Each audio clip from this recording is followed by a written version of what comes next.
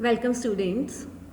आज के इस वीडियो में हम डिस्कस करने वाले हैं 25 इम्पॉर्टेंट क्वेश्चंस कोविड-19 पर, जो कि आपके नीट एग्ज़ाम में पूछे जा सकते हैं इस साल। जैसा कि हम जानते हैं कि हम लोग इस समय कोविड-19 पैंडेमिक के दूसरे साल में हैं। अभी तक बहुत सारी डिस्कवरीज हो चुकी हैं, बहुत कुछ कोविड-19 के बारे में पता चल चुका है, जो कि एक इम्पॉर्टेंट टॉपिक बनता है आपके नीट यूजी एग्ज़ाम के लिए। इस वीडियो को आप लास्ट तक ज़रूर देखेंगे। इसमें 25 क्वेश्चंस हैं जो कि मोस्ट एक्सपेक्टेड हैं नीट यूजी एग्ज़ाम के लिए और दूसरे एंट्रेंस एग्ज़ाम के लिए भी। इन क्वेश्चंस को मैंने क्लासीफाई किया हुआ है 3 लेवल में, इजी, मॉडरेट और डिफ़िकल्ट में। लास्ट तक वीडियो को देखें और मुझे कमेंट्स में बताएं कि ये क्वेश्चंस आपकी प्रिपरेशन के लिए कितने हेल्पफुल रहे और क्या कुछ क्वेश्चंस इसमें से आपके एग्ज़ाम में पूछे गए। तो चलते हैं क्वेश्चन नंबर 1 की तरफ, जो कि एक सिंपल क्वेश्चन है। The first case of novel corona virus was identified in A Beijing, B Shanghai, C Tianjin, D Wuhan, Hubei. इसका करेक्ट आंसर सभी को पता होगा, हमने बहुत कुछ सुना है कि ये पहला केस जो था वुहान, ह्यूबेई, चाइना में रिपोर्ट हुआ था। Question number 2, which of the following diseases are related to corona virus? A MERS, B SARS, C both A and B, D neither A nor B. इसका correct answer है C, both A and B. MERS stand करता है middle east respiratory syndrome के लिए और SARS stand करता है severe acute respiratory syndrome के लिए। ये दोनों डिजीज़ पास्ट में हो चुकी हैं और ये दोनों ही कोरोना वायरस हैं। Question number 3. What does the 19 in the acronym COVID-19 refers to? A. There are only 19 variants of the coronavirus. B. There are only 19 symptoms of coronavirus disease. C. This is the 19th coronavirus pandemic. D. Coronavirus and the disease it causes were identified in 2019. ये पहले question से ही related था और इसका सही answer है D. Corona virus और जो डिजीज़ था ये 2019 में आइडेंटिफाई हुआ था और टेक्निकली इसका नेम जो है SARS-CoV-2 दिया गया या फिर कोविड-19 भी इसे बोला गया। क्वेश्चन नंबर 4 भी कोरोना वायरस से ही रिलेटेड है।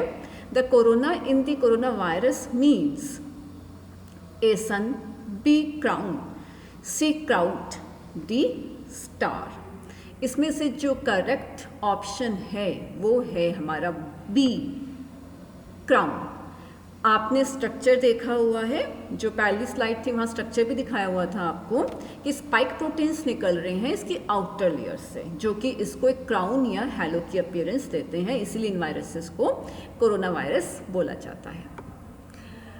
ये क्वेश्चन थोड़ा सा डिफ़िकल्ट है, पर आप लोगों ने सुना हुआ है, जब आप किसी कोविड पेशेंट के बारे में सुनते थे तो ये क्वेश्चन ये कहता है and HCRT score in covid patients indicate A moderate infection, B mild infection, C severe infection, D very severe infection.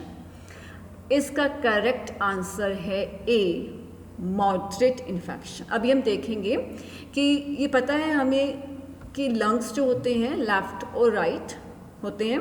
Left lung में 2 लोब्स हैं और राइट लंग में 3 लोब्स हैं। इनमें से हर लोब को हम डिवाइड कर सकते हैं फर्दर 5 जोन्स में, एंटीरियर, एपिकल, पोस्टीरियर, लेटरल और मीडियल में। तो टोटल जोन्स हो गई 25। जब सीटी किया जाता है कोविड पेशेंट का तो उसमें से देखा जाता है कितनी जोन्स में इन्फेक्शन है, टोटल कितनी जोन्स जो हैं वहाँ पे इन्फेक्शन है। तो 0 से 25 के बीच का स्केल है और जितना हाई स्केल होगा उतना सीवियर इन्फेक्शन होगा। तो इस केस में इन्फेक्शन जो है मॉडरेट है। क्वेश्चन नंबर 6 ये रिलेटेड है हैंड सैनिटाइजर से। यस, तो एक effective hand sanitiser contains at least this percentage of alcohol to kill the corona virus and other germs. A 30%, B 55%, C 60%, D 90%. आपने गेस कर लिया होगा. Yes, the correct answer is C 60%. अगर इससे कम होगा अल्कोहल तो सैनिटाइजर जो है इफेक्टिव नहीं होगा, उससे कोरोना वायरस और दूसरे पैथोजेंस किल नहीं हो पाएंगे. तो एटलीस्ट 60% अल्कोहल सैनिटाइजर में होना चाहिए. Question number 7. Which of these is not a common COVID-19 symptom? इनमें से ऐसा कौन सा है जो कॉमन सिम्टम नहीं है कोविड-19 का? A blood vision, B cough, C fever, D inability to taste or smell. Yes, आप लोगों ने आई थिंक करेक्ट आंसर जज कर लिया है. So the correct answer is blood vision. Blood vision एक सिम्टम नहीं था, पर बाकी तीनों जो है कॉमन सिम्टम्स हैं कोविड-19 के. Now question number 8. While collecting a nasopharyngeal swab, for how long should one rub the swab in each nostril? Okay, जब सैंपल लिया जाता है तो एक स्वैब होता है जो नॉस्ट्रिल में इंसर्ट करते हैं. तो कितनी देर तक कम से कम उस स्वैब को रबिंग करनी है? ये सारे ऑप्शन सेकंड्स में इनको नोट करेंगे. A 3 second, B 5 second, C 10 second, D is the 15 second. जो करेक्ट आंसर है वो है D 15 सेकेंड. ये स्वैप्स बने होते हैं सिंथेटिक फाइबर के. कॉटन जो सिंथेटिक होती है, डेक्रॉन बोलते हैं इसे. साथ में एक स्टिक होती है जो प्लास्टिक की बनी होती है, वायर की बनी होती है. इसको नॉस्ट्रिल में इंसर्ट करते हैं और इससे फिर सस्पेक्टेड पेशेंट का सैंपल लिया जाता है और वो सैंपल लैब में जाता है टेस्टिंग के लिए. Question number 9.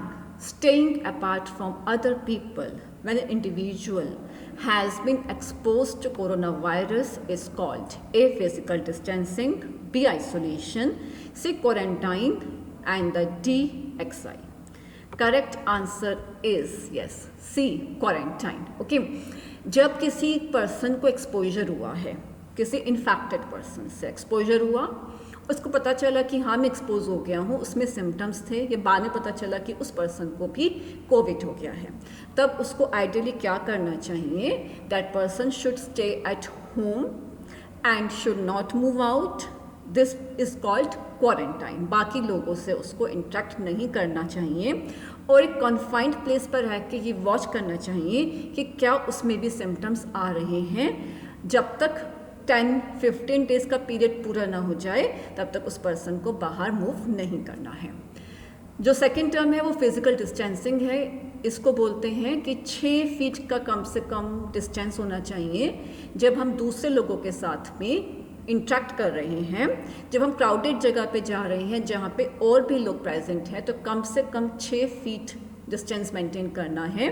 तो इसलिए कहा भी जा रहा है 6 गज की दूरी है बहुत ज़रूरी. तीसरा टर्म जो है आइसोलेशन. अगर एक पर्सन सिक है कोविड-19 से तो उसको घर में या हॉस्पिटल, डिपेंडिंग कितनी सीवियरिटी है, उसको दूसरे लोगों से अलग रखना है. This is the isolation. Third term जो है एक्साइल है, वो हमारी साइंटिफिक टर्मिनोलॉजी में नहीं आता, जिसका मतलब है दूर किसी जंगल में भेजना. Question number 10. All of the following specimens can be used for the sequencing of COVID except. इनमें से सारे स्पेसिमेन से हम सीक्वेंसिंग करवा सकते हैं कोविड की, कौन से सैंपल से नहीं करवा सकते, ये आपको ध्यान से देखना है. जब क्वेश्चन में वर्ड एक्सेप्ट दिया हुआ है तो 3 ऑप्शंस जो हैं वो ठीक होंगे. आपको चौथा ऑप्शन वो आंसर करना है जो एक्सेप्शन है. A blood, B tissue sample, C oral fluid, D sweat. yes, इसका करेक्ट आंसर है D sweat. यूजुअली जो सैंपल लिए जाते हैं रेस्पिरेटरी सैंपल लेते हैं, स्वैब्स लेते हैं, ओरोफेरेंजियल, नेजोफेरेंजियल स्वैब जिनमें हाई क्वांटिटी होती है वायरस की. वायरल आरएनए ज़्यादा होगा जिससे कि PCR यूज़ करेंगे तो डिटेक्शन जो है जल्दी से हो जाएगा, फ्रिक्वेंटली हो जाएगा और स्पेसिफिसिटी देगा. स्वेट को यूज़ नहीं किया जाता है. Question number 11. Which of the following is classified as comorbidity in a COVID patient? Comorbidity क्या होता है? कोविड पेशेंट या किसी और डिजीज़ में जो उसमें पहले से अंडरलाइंग डिजीज़ है, अगर वो इंडिविजुअल पहले से सिक है, कुछ और उसको मेडिकल प्रॉब्लम्स हैं, तो उनको बोलते हैं comorbidity. So A option is high blood pressure, B chronic renal failure, C cardiovascular disease and D all of these. तो इनमें से जो करेक्ट आंसर है वो है D all of this. Cardiovascular disease, diabetes, chronic respiratory disease, cancer, अगर ये problems already किसी पर्सन को हैं तो ज़्यादा प्रोन है कोविड के, उसमें इन्फेक्शन जो है वो सीवियर होगा. Question number 12. इस क्वेश्चन को मैं मॉडरेट से थोड़ा हाई लेवल पे बोलूँगी, डिफ़िकल्टी लेवल है, और ये करंट इशू भी है. जब आप लोगों ने कोविड के बारे में न्यूज़ सुनी होगी तो ज़रूर सुना होगा. Which of the following statement is are correct about favipiravir? So favipiravir is an antiviral COVID drug. B. Glenmark Pharmaceuticals under the brand name Fabiflu has launched an antiviral drug, favipiravir. It's India's first COVID-19 drug, launched priced at rupees 103 per tablet. Yes. And D. All the above are correct. तो ये जो फेबीफ्लू है उसके बारे में ये चारों के चारों स्टेटमेंट्स करेक्ट हैं. आंसर है डी. सारे स्टेटमेंट्स करेक्ट हैं. ग्लेनमार्क ने ब्रांड नेम फेबीफ्लू किसके लॉन्च किया था और इसका गवर्नमेंट ने प्राइस रखा था 103 पर टैबलेट. जिन लोगों को माइल्ड या मॉडरेट डिजीज़ था उनके ट्रीटमेंट में ये यूज़ किया गया था. Question number 13, simple one. COVID-19 virus is transmitted by following modes of transmission. A. Airborne, B. Fecal oral, C. Fomites, D. All of the above. आप लोगों ने गेस तो कर ही लिया होगा. करेक्ट आंसर है D. All of the above. COVID-19 mostly inhalation से होता है, जो एयर में ड्रॉपलेट्स प्रेजेंट हैं जिनमें कि वायरस प्रेजेंट है. पर ये फोमाइट्स मतलब हम जो डेली यूज़ के आइटम्स हैं जैसे स्विचेस, लिफ्ट्स में एस्केलेटर के buttons, door handles, clothing, utensils, उन सब से भी हो सकता है. और ओरल फीकल रूट से भी हो सकता है, ऑल्दो कम रिपोर्टेड है, बट पॉसिबिलिटी है कि ओरल फीकल रूट से भी हो सकता है. फीसेस में निकलता है और अगर अनक्लीन हैंड से खा लिया गया तो ये ओरल रूट से इन्फेक्शन हो सकता है, quite possible. Question number 14. Which of the following structure in COVID-19 virus acts as an agent? A. Nucleocapsid, B. Envelope, C. Membrane protein, and D is the spike protein. Correct answer is D. Spike protein. Spike protein जो कि envelope से बाहर निकलते हुए दिखाई दे रहे हैं, ये एक एंटीजेनिक है. इनका प्रोटेक्टिव रोल भी है. प्रोटेक्टिव रोल जब इसके अगेंस्ट एंटीबॉडीज बनेंगी. तो स्पाइक रोल्स जो है पॉसिबल कैंडिडेट्स हैं जिनसे कि वैक्सीन बनाई जा सकती है. Question number 15. The vaccine recommended by FDA US for COVID-19 is A. Sputnik, B. Moderna, C. Covaxin, D. BioNTech. बहुत ही लेटेस्ट आपका एक क्वेश्चन है. रिसेंटली ये वैक्सीन अभी अगस्त में ही लॉन्च हुई है और ये एक ही ऐसी वैक्सीन है जिसको कि FDA अप्रूव कर रहा है. इसका करेक्ट आंसर है डी. बायोनटेक. फाइजर कंपनी ने वैक्सीन बनाई है और ये वैक्सीन RNA बेस्ड है. ये रिकमेंडेड है कि 12 ईयर से ओल्डर इंडिविजुअल्स को दी जा सकती है. इसके 2 शॉट्स दिए जाएंगे और दोनों 21 डेज के स्लॉट्स में दिए जा सकते हैं कि इनका दूरी होनी चाहिए. Question 16. Name the COVID-19 vaccine prepared by Bharat biotech. तो अब हम इंडिया की बात कर रहे हैं. भारत बायोटेक ने कौन सी वैक्सीन बनाई है? A. Covishield, B. Covaxin, C. Moderna, D. साइनोइंट. आप लोगों ने बहुत सुना है वैक्सीन्स के बारे में, इसीलिए आप सही आंसर भी बता रहे होंगे. तो सही आंसर है बी, कोवैक्सिन। कोवैक्सिन पूरी इंडियन 100% इंडिजिनस वैक्सीन है जो कि भारत बायोटेक ने बनाई है। ये whole virion inactivated SARS-CoV-2 vaccine है। Question number 17. The average size of coronavirus is A 0.06 to 0.14 micron, B 0.5 to 0.1 micron, C 0.5 to 0.2 micron, D 1.6 to 2 micron. इन चारों में से कौन सा साइज है जो कोरोना वायरस का होता है? करेक्ट साइज है ए 0.06 टू 0.14 माइक्रॉन। ये वायरस राउंड है, इलेप्टिकल है, कई बार प्लियोमॉर्फिक मतलब शेप चेंज भी कर सकता है। उसका डायमीटर है 0.06 से 0.14 माइक्रॉन। एक और यूनिट है नैनोमीटर जिसमें कि ये होगा 60 से लेके 140 नैनोमीटर। तो स्टूडेंट्स आई थिंक आप लोग बहुत सारे क्वेश्चंस जो है ठीक बता रहे हैं, और अगर नहीं भी बता पा रहे हैं तो कोई प्रॉब्लम नहीं है। ये जो क्विज़ डिस्कस कर रहे हैं ये आपकी नॉलेज को एनहांस करने के लिए है और इम्पॉर्टेंट क्वेश्चंस के लिए है, ताकि ये क्वेश्चंस शॉर्ट आते हैं, आप इनको अटेम्प्ट करेंगे और अपना स्कोर डेफिनेटली जो है इंक्रीज करेंगे। Now question 18. What is a period for which a person with recent infection of COVID-19 should be deferred vaccination? A 8 to 10 weeks, B 10 to 12 weeks, C 12 to 14 weeks, D 1 to 2 weeks. अगर किसी को कोविड-19 का infection हुआ है तो उससे vaccine नहीं देनी कुछ टाइम के लिए। वो टाइम पीरियड कितना होगा? So that time period is C 12 to 14 vaccines. तो जिसको कोविड-19 इन्फेक्शन हुआ है 12 to 14 वीक्स उसे वैक्सीन नहीं देनी है, और उसके साथ साथ में अगर उसको प्लाज्मा थेरेपी भी दिया गया है, मोलिकुलर एंटीबॉडी ट्रीटमेंट दिया गया है, तो भी उसे वैक्सीन नहीं देनी है। और कोई प्रॉब्लम है उस पेशेंट के साथ में, बहुत ज़्यादा सीवियरली बीमार है, तब भी वैक्सीन नहीं देनी है। Question 19. The following are side effects of Covishield vaccination except A fever, B abdominal rash, C body ache, D pain और tenderness eight injection sites.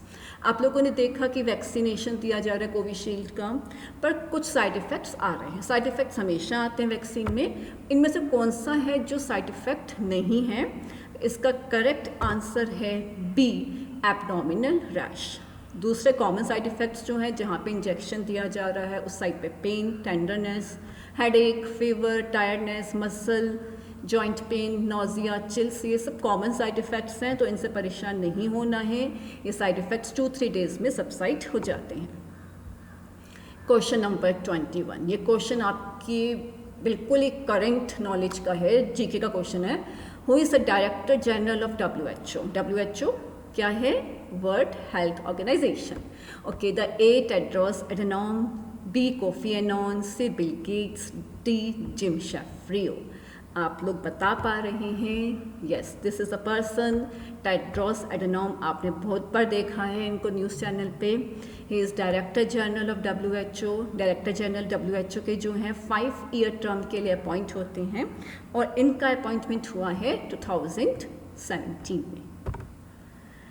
Question number 22. Which of the following are the symptoms of mucormycosis? Mucormycosis क्या है? Yes, black fungus. A. Facial swelling. B. There's nasal congestion. Then headache.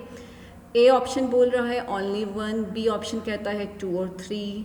C option only 2. D option 1, 2 and 3.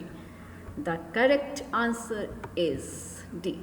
1, 2 and 3 black fungus mucormycosis, जो कि इस साल हमने देखी है 2021 में कोविड-19 पेशेंट्स में, जो कि सीवियरली इल हुए थे, या तो जब हॉस्पिटल में रह रहे थे या हॉस्पिटल से डिस्चार्ज हो गए, तो उसके बाद में उनके में एक फंगल इन्फेक्शन बढ़ गया, जिसमें कि फेस पे स्वेलिंग आई, आई में प्रॉब्लम आई, विजन में प्रॉब्लम आई, नेज़ल कंजेशन हुआ, कई बार नोज़ में भी बहुत मेलफॉर्मेशन हो गई, और हेडेक हुआ। तो ये ऑपर्चुनिस्टिक इन्फेक्शन है। वैसे भी ये फंगस प्रेजेंट होती है, पर जिन केस में इम्यून सिस्टम वीक हुआ है, जैसे कोविड-19 पेशेंट्स में, वहाँ ये इन्फेक्शन कॉज करता है। Question 23. Name the clinical trial in which blood was transfused from recovered COVID-19 patients to a coronavirus patient who is in critical condition. A. Vaccination. B. Plasma therapy. C. Remdesivir. D. Fabiflu. So this answer is B. Plasma therapy, also called convalescent plasma CCP. एक time ऐसा था जब Covid patient जो कि severe इल थे उनको plasma दिया जा रहा था किसमें से, जिनको ऑलरेडी इन्फेक्शन हो चुका था। जब जिस पर्सन को इन्फेक्शन हो गया है, वो रिकवर कर गया है, उसकी बॉडी में एंटीबॉडीज़ डेवलप हो जाती हैं, तो ये सोच रहे थे कि ये एंटीबॉडीज़ जो है जो पर्सन सीवियरली इल है उसको जो है बेनिफिट करेगा अगर उसका प्लाज्मा दे दिया गया उसे। तो इस टेक्निक को प्लाज्माफेरेसिस बोलते हैं, प्लाज्मा थेरेपी नॉर्मली कहते हैं, सीसीपी भी बोलते हैं। पर बाद में इसको आईसीएमआर ने डिसकंटिन्यू कर दिया क्योंकि उन्होंने एक स्टडी करी जिसमें पता चला कि हाँ थेरेपी तो दे सकते हैं बट इससे कोई फ़ायदा नहीं हो रहा है कोविड पेशेंट्स को, सीवियरिटी में, मॉर्बिडिटी में कोई फ़ायदा नहीं हो रहा है, तो फिर इसको डिसकंटिन्यू कर दिया गया। क्वेश्चन 24 थोड़ा सा डिफ़िकल्ट है बट आप सॉल्व कर सकते हैं। Match the following zones with their respective colour coding according to the ministry of health and family welfare guidelines for कोविड-19। Hotspot, non infected, non hotspot. Colour हैं ऑरेंज, ग्रीन, येलो, रेड। ये combinations बने हुए हैं 1A, 2D, 3C। इनको आप ध्यान से देखेंगे कि इन चारों ऑप्शन में से कौन से में प्रॉपर मैचिंग करी गई है। थोड़ा टाइम ज़्यादा लगेगा, 1 मिनट से 1.1 मिनट 25 सेकेंड्स लग सकते हैं आपको, डिपेंड करता है कि मैचिंग कितनी ठीक से करेंगे, आप रैपिडली करेंगे, पर घबराना नहीं है। तो चारों ऑप्शंस देखने हैं आपने किस में मैचिंग ठीक से हो रही है। आप पेंसिल से कर सकते हो, आप लिख भी सकते हो, देयर इज़ नो प्रॉब्लम। तो इसके हिसाब से जो करेक्ट है वो है 1D सी वाला ऑप्शन, जिसमें 1 को D के साथ, 2 को B के साथ, 3 को A के साथ में मैच किया जाएगा। गवर्नमेंट ने डिसाइड किया था कि 3 कलर्स में डिवाइड करेंगे, रेड में, ग्रीन में और ऑरेंज में। जो रेड हैं वो हॉट स्पॉट्स हैं, जो ग्रीन है वहाँ पे कोविड नहीं है, ऑरेंज जहाँ पे कि केसेस हैं पर धीरे धीरे उनको खोला जा सकता है। ग्रीन में क्या लिमिटेड एक्टिविटी, जब लॉकडाउन था तो थोड़ा बहुत एक्टिविटी उसमें अलाउड थी, लोग आ जा सकते थे। रेड जोन्स इनको बिल्कुल सील किया था, कंटेनमेंट एरिया बनाया हुआ था, वहाँ से कोई बाहर नहीं निकलेगा, कर्फ्यूज़ लगे थे। ऑरेंज जिनमें कि केसेस कम थे या रिकवर ज़्यादा हो चुके थे, अब वहाँ पे एक्टिविटी स्टार्ट की जा सकती है। लास्ट क्वेश्चन है, ध्यान से सुनेंगे। 25 SARS virus are described as zoonotic pathogens, which means these cause infections only in animals. B. They emerge in animals and can cross interspecies barrier. C. They can cause pandemics. D. They don't cause infections in human host. So the इनमें से जो correct है that is the B. They emerge in animals and they can cross interspecies barriers. तो इनको zoonotic infection बोलते हैं क्योंकि ये वायरस जो है और कुछ और पैथोजेंस भी हमेशा एनिमल्स में प्रेजेंट होते हैं। ये वायरस जैसे कोविड की बात कर रहे हैं, बैट में प्रेजेंट था, ठीक है, या फिर कैट्स में, वाइल्ड एनिमल्स में था, और उसके बाद ये जो है स्पिल ओवर कर सकते हैं दूसरी स्पीशीज़ में, ह्यूमन बींग्स में भी आ सकते हैं। इसको बोलते हैं स्पिल ओवर और एवोल्यूशनरी जंप। तो सार्स का रिजर्वॉयर कैट्स था, बैट्स था, तो ये जूनोटिक इन्फेक्शन है क्योंकि ये एनिमल्स में ओरिजिनली प्रेजेंट होते हैं और ये फिर एनिमल्स से ह्यूमन बींग्स में भी शिफ्ट हो जाते हैं। So these were the 25 questions. Hope आप लोगों ने क्वेश्चंस को समझा है, जैसे एक्सप्लेनेशन मैंने दिया है। अगर आप कुछ और चाहते हैं, you want some more specific topics, then do write in the chats box. So subscribe to this channel, share this video and do all the best. Have confidence in yourself. You will do well. Best wishes for you.